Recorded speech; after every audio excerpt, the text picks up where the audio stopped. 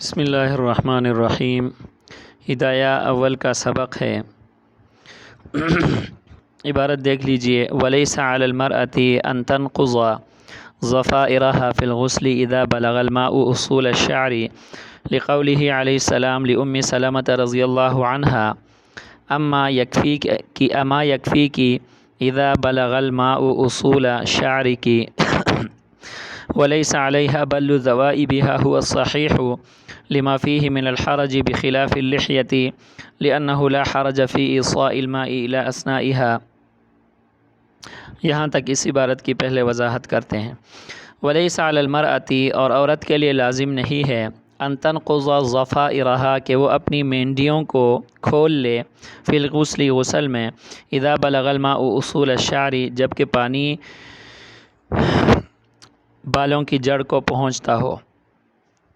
لقولہ علیہ السلام لأم سلمۃ، نبی صلی اللہ علیہ وسلم کے اس قول کی وجہ سے جو آپ نے ام سلمہ ام المومنین رضی اللہ عنہا سے ارشاد فرمایا تھا، اما یکفی کی، کیا آپ کے لیے کافی نہیں ہے، اذا بلغ الماء، جب پانی پہنچ جائے، اصول شعر کی، آپ کے بالوں کی جڑوں تک، ولیس علیہا، اور عورت کے لیے نہیں ہے، بل ذوائبہا، اپنے گیسوؤں کو تر کرنا، ان تک پانی پہنچانا، ہوا صحیح، یہی صحیح ہے، لما فیہ من الحرج، کیونکہ اس میں حرج ہے، بخلاف اللحیۃ، بخلاف داڑھی کے، لأنہ لا حرج، اس لیے کہ کوئی حرج نہیں ہے، فی ایصال الماء، پانی پہنچانے میں، الی اثنائها، اس کے جڑوں تک۔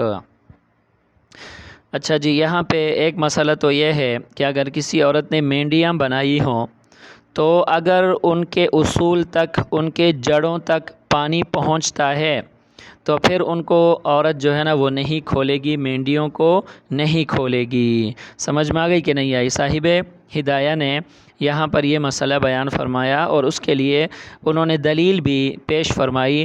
حضرت ام سلمہ رضی اللہ تعالیٰ عنہ کی روایت ہے۔ روایت کا اصل یہ ہے کہ حضرت ام سلمہ رضی اللہ عنہ نے خود نبی اکرم صلی اللہ علیہ وسلم سے یہ سوال پوچھا، انی امرأۃ اشد ظفر رأسی، کہ میری سر کی مینڈیاں جو ہیں وہ بہت زیادہ کیا ہیں، سخت ہیں۔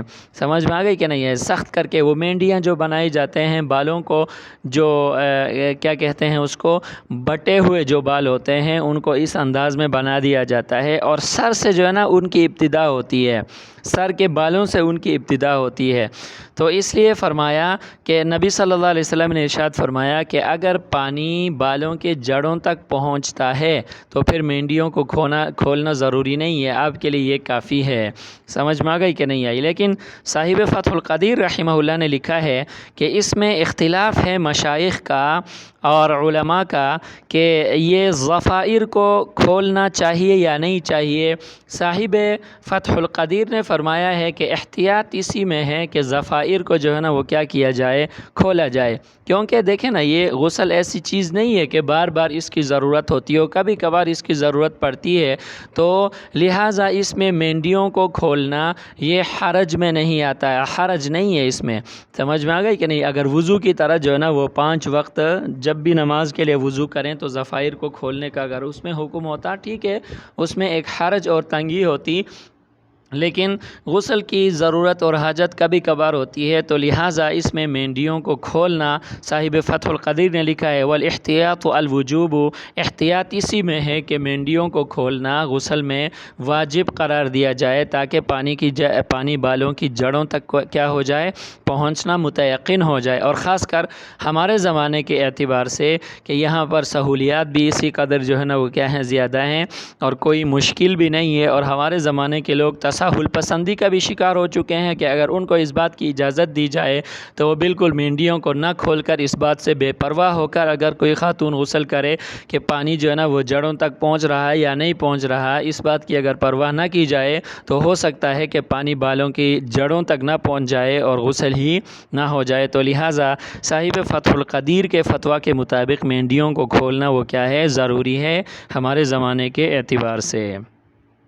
اچھا جی، آگے فرمائے وَلَيْسَ عَلَيْهَا بَلُّ ذَوَائِبِهَا، ذوائب جو ہیں، گیسو جو ہیں، ان کے نیچے تک پانی پہنچانا۔ دیکھیں بالوں کو بندھے ہوئے حالت کی جب وہ ہوتے ہیں تو پھر وہ ایک دوسرے سے جڑے ہوئے ہوتے ہیں. وہ جو گیسو ہوتے ہیں نیچے لٹکے ہوئے جو بال ہوتے ہیں ایک دوسرے سے جڑے ہوئے ہوتے ہیں, تو ان کے نیچے تک پانی پہنچانا, ان میں سے ہر ایک بال کو جو ہے نا وہ کیا کرنا, گیلا کرنا, پانی پہنچانا, یہ ضروری نہیں ہے. صحیح مذہب یہی ہے. کیوں نہیں ہے؟ لما فیہ من الحرج بخلاف اللحیۃ, کیونکہ اس میں حرج ہے. اس میں جو پانی ذوائب جو ہیں, جو گیسو ہیں, ان کو تر کرنا, ان کو دھونا, ان کے نیچے تک جو ہے نا وہ کیا کرنا, پانی پہنچانا, یہ ذرا مشکل ہے, اس میں حرج ہے. سمجھ میں آ گئی کہ نہیں؟ بخلاف اللحیۃ, بخلاف داڑھی کے. اور داڑھی جو ہے کیوں؟ لأنہ لا حرج فی ایصال الماء الی اثنائها, اس لیے کہ یہ جو داڑھی ہے اس کے نیچے تک پانی پہنچانا یہ جو ہے نا کوئی مشکل نہیں ہے, اس میں کوئی حرج نہیں ہے. تو لہٰذا اس میں غسل کرتے ہوئے پانی پہنچانا وہ ضروری ہے. اور ذوائب کی صورت میں, گیسوؤں کی صورت میں, اس کے جو بال ہیں, جو گیسو ہیں, ان تک پانی پہنچانا وہ ضروری نہیں ہے. اچھا, آگے جو عبارت ہم شروع کریں گے, والمعانی الموجبۃ للغسل, غسل کے واجب ہونے کے اسباب. غسل کے واجب ہونے کے اسباب میں یہ جو آپ لوگوں نے قدوری میں پڑھا ہے وہی اسباب ہیں, اسی انداز میں لکھا ہوا ہے. صرف ائمہ کا اختلاف جو ہے نا اس میں لکھا ہوگا, یہ آپ لوگوں نے خود اس کا مطالعہ کرنا ہے. والمعانی الموجبۃ للغسل سے لے کر یہ صفحہ نمبر 45 کے آخر تک ہم چھوڑیں گے. آگے صفحہ نمبر 46 بھی چھوڑتے ہیں, صفحہ نمبر 47 بھی چھوڑتے ہیں, اور صفحہ نمبر 48 سے ہم شروع کریں گے. وسن رسول اللہ صلی اللہ علیہ وسلم الغسل للجمعۃ والعیدین وعرفۃ والاحرام, کہ نبی صلی اللہ علیہ وسلم نے غسل کو سنت قرار دیا ہے جمعہ کے لیے, نمبر 2 عیدین کے لیے, نمبر 3 عرفہ کے لیے جب حاجی وقوف میں عرفات کرتے ہوں اس کے لیے, نمبر 4 احرام کے لیے. سمجھ میں آ گئی کہ نہیں آئی؟ آگے فرمایا نص علی السنیت, صاحب کتاب نے یعنی امام قدوری نے سنیت کی صراحت فرمائی ہے, سنیت کی تصریح فرمائی ہے کہ غسل کی یہ چاروں صورتیں کیا ہیں؟ سنت ہیں. سمجھ میں آ گئی کہ نہیں آئی؟ اچھا, اس میں کوئی مشکل بات نہیں ہے, اس لیے میں صرف ترجمہ کر رہا ہوں, اس میں کوئی ایسی بات نہیں ہے کہ جس کی جو وضاحت طلب ہو. وقیلا, اور کہا گیا, هذه الاربعۃ مستحبۃ, کہ غسل کی یہ چاروں قسمیں کیا ہیں؟ مستحب ہیں. وسمى محمد رحمہ اللہ الغسل فی یوم الجمعۃ حسنا فی الاصل, اور اصل میں یعنی مبسوط میں جو امام محمد رحمہ اللہ کی کتاب ہے, امام محمد رحمہ اللہ نے جمعہ کے دن غسل کرنے کو حسن کہا ہے. وقال مالک, اور امام مالک رحمہ اللہ نے فرمایا ہے, ہوا واجب, جمعہ کے دن غسل کرنا کیا ہے؟ واجب ہے. کیوں واجب ہے؟ دلیل کیا ہے؟ لقول علیہ السلام, نبی صلی اللہ علیہ وسلم کے اس قول کی وجہ سے, من اتى الجمعۃ فلیغتسل, کہ جو آدمی جمعہ کے لیے آئے اس کو چاہیے کہ وہ غسل کرے. فلیغتسل امر کا صیغہ ہے. ولنا قولہ, اور ہمارے نزدیک چونکہ غسل للجمعہ وہ واجب نہیں ہے, بلکہ اس میں 3 قول آپ کے سامنے آئے. صاحب قدوری اور جمہور کے نزدیک یہ کیا ہے؟ سنت ہے. سمجھ میں آ گئی کہ نہیں؟ بعض حضرات نے اس کو مستحب فرمایا ہے, امام محمد رحمہ اللہ نے مبسوط کے اندر اس کو حسن فرمایا ہے. تو احناف کے یہ 3 قول آپ کے سامنے آئے, لیکن مفتبی قول وہ سنیت کا ہے کہ جمعے کے لیے نہانا سنت ہے. تو ہماری دلیل کیا ہے؟ عدم وجوب پر.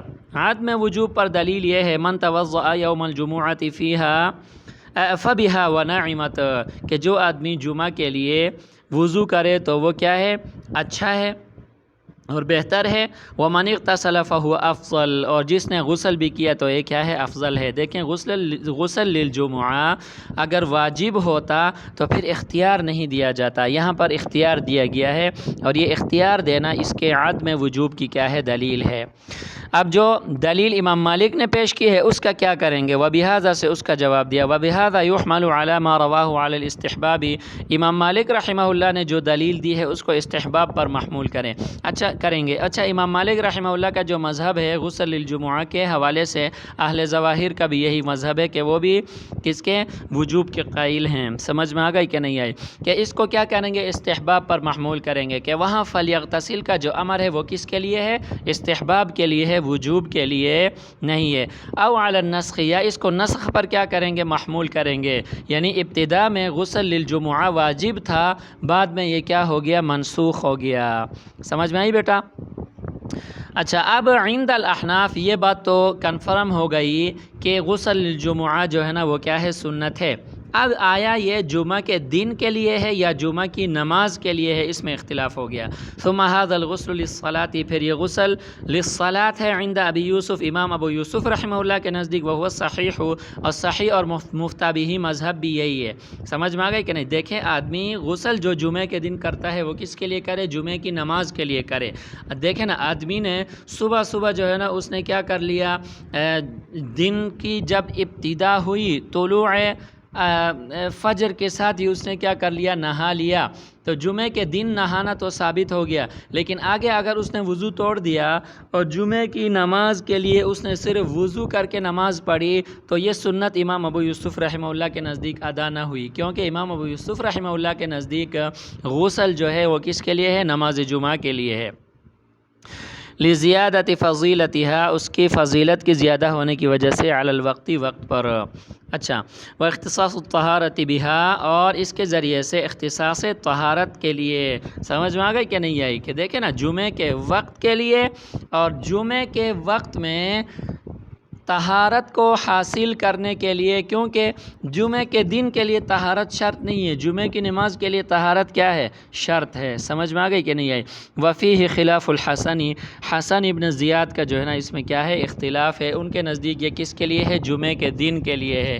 یعنی اب دیکھیں، حسن ابن زیاد کے نزدیک اگر کسی نے جمعے کے دن، جب جمعے کا دن طلوع ہوا اور اس نے غسل نہیں کیا، تو پھر جو ہے نا گویا کہ غسل کی سنت ادا نہ ہوئی۔ اچھا، ثمرہ اختلاف کہاں نکلے گا؟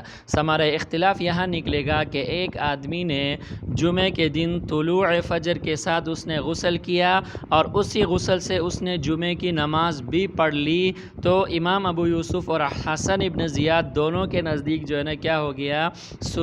سنت ادا ہو گئی، کیونکہ امام حسن کے نزدیک اس نے کیا کی؟ جو دن کے لیے، جمعے کے دن کے لیے اس نے اس کو سنت کہا تھا، اور جمعے کے دن اس نے کیا کر لیا؟ غسل کر لیا۔ اور امام ابو یوسف رحمہ اللہ کے نزدیک جمعے کی نماز کے لیے غسل کرنا سنت تھا، اور اسی غسل سے جو ہے نا اس نے آگے جمعے کی نماز بھی کیا کر لی؟ پڑھ لی، تو دونوں کے نزدیک یہ سنیت ادا ہو گئی۔ سمجھ میں آ گئی کہ نہیں آئی؟ ہاں، اگر کوئی بندہ طلوع فجر کے بعد جمعے کے دن کے لیے اس نے غسل کر لیا، اور آگے جا کر جو ہے نا مثال کے طور پر اشراق کے ٹائم میں یا آگے چاشت کے ٹائم میں یا جمعے سے پہلے کسی بھی وقت اس کا غسل جو ہے نا اس نے وضو توڑ دیا، توڑنے کے بعد اب اس نے وضو کر کے جو ہے نا وہ نماز پڑھی، کس کی؟ جمعے کی، تو حسن ابن زیاد کے نزدیک سنت ادا ہو گئی، کیونکہ جمعے کے دن کے لیے اس نے غسل کر لیا تھا۔ امام ابو یوسف رحمہ اللہ کے نزدیک سنت ادا نہیں ہوئی، کیونکہ اس نے غسل کے بجائے بعد میں وضو کر کے اس نے کیا کر لی؟ نماز پڑھ لی۔ تو لہٰذا خلاصہ کلام یہ ہے کہ اس میں ان حضرات کا جو اختلاف ہے وہ اس صورت میں ہے۔ اچھا، یہاں ایک بات رہ گئی کہ معانی موجبہ للغسل کو میں نے بیان نہیں کیا، کہ غسل کے واجب کرنے والی جو چیزیں ہیں ان کے بارے میں نے بات نہیں کی، اور یہ میں نے آپ کے اوپر چھوڑ دیا۔ البتہ اس کا خلاصہ میں آپ کو بتاتا ہوں۔ خلاصہ ذرا سمجھ جائیں کہ غسل کی کل 11 قسمیں ہیں۔ کتنی قسمیں ہیں؟ 11 قسمیں۔ ان میں سے 5 فرض ہیں، ان میں سے 5 کیا ہیں؟ فرض ہیں۔ 4 سنت ہیں، ایک واجب ہے اور ایک کیا ہے؟ مستحب ہے۔ تو یہ کل 11 قسمیں ہو گئی۔ وہ 5 فرض یہ ہیں: نمبر 1 انزال المنی علی وجہ الدفقہ، نمبر 2 التقاء الختانین، نمبر 3 احتلام، نمبر 4 حیض، نمبر 5 نفاس۔ یہ 5 صورتیں ایسی ہیں، 5 چیزیں ایسی ہیں کہ اس سے غسل کیا ہو جاتا ہے؟ فرض ہو جاتا ہے، اور ان کو ہم فرضی غسل کا نام دیتے ہیں۔ 4 غسل جو ہے نا وہ کیا ہیں؟ سنت ہیں، جیسا کہ یہاں پہ عبارت ہم نے پڑھی: غسل للجمعہ، غسل لعرفہ، غسل للعیدین، اور غسل للاحرام۔ یہ 4، جمعہ کے لیے نہانا، عرفہ کے لیے نہانا، عیدین کے لیے نہانا، اور احرام کے لیے نہانا، یہ 4 غسل ایسی ہیں جو کیا ہیں؟ سنت ہیں۔ تو 5 اور 4 کتنے ہو گئے؟ 9 ہو گئے۔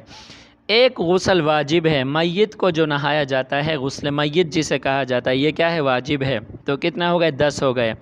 اور 11واں غسل جو ہے نا وہ مستحب ہے، کافر مسلمان ہو بشرطے کہ وہ حالت طہارت میں ہو، کہ کافر مسلمان ہوا وہ حالت جنابت میں نہیں تھا، حالت طہارت میں تھا. سمجھ میں آ گئی کہ نہیں؟ اگر حالت جنابت میں ہو تو پھر اس کے لیے نہانا جو ہے نا وہ ضروری ہے، بلکہ وہ حالت جنابت میں نہیں تھا، حالت طہارت میں تھا کہ اس حالت میں اس نے اسلام قبول کر لیا تو اس کے لیے نہانا کیا ہے؟ مستحب ہے. یہ غسل کی قسمیں جو ہے اختصار سے میں نے آپ کو بیان کر دیا. اچھا اب دیکھیں والعیدان بمنزلۃ الجمعۃ، دوبارہ ہم اپنے عبارت کی طرف آئے ہیں کہ عیدین بھی بمنزلہ کس کے ہیں؟ جمعہ کے ہیں. کیوں؟ اس لیے کہ جس طرح جمعے میں اجتماع ہوتا ہے اسی طرح عیدین میں بھی اجتماع ہوتا ہے. لأن فیہما الاجتماع، تو کیونکہ اس میں بھی جو ہے نا اجتماع ہوتا ہے. فیستحب الاغتسال، پس غسل کرنا مستحب ہے. دفعا للتأذی بالرائحۃ، وہ بدبو کی تکلیف کو دور کرنے کے لیے. سمجھ میں؟ اگر آدمی نے نہایا نہ ہو تو لازمی بات ہے بہت سارے لوگ ہوں گے، اس میں پسینہ وغیرہ آئے گا اور اس سے بدبو آئے گی جو دوسروں کی اذى اور تکلیف کا کیا ہے؟ سبب ہے. سمجھ میں آ گئی کہ نہیں آئی؟ وَأَمَّا فِي عَرَفَةَ وَالْإِحْرَامِ، اور جہاں تک عرفہ اور احرام کا تعلق ہے فَسَنُبَيِّنُهُ فِي الْمَنَاسِكِ انشاءاللہ تعالی، تو اس کو انشاءاللہ ہم کتاب المناسک میں کیا کریں گے؟ بیان کریں گے.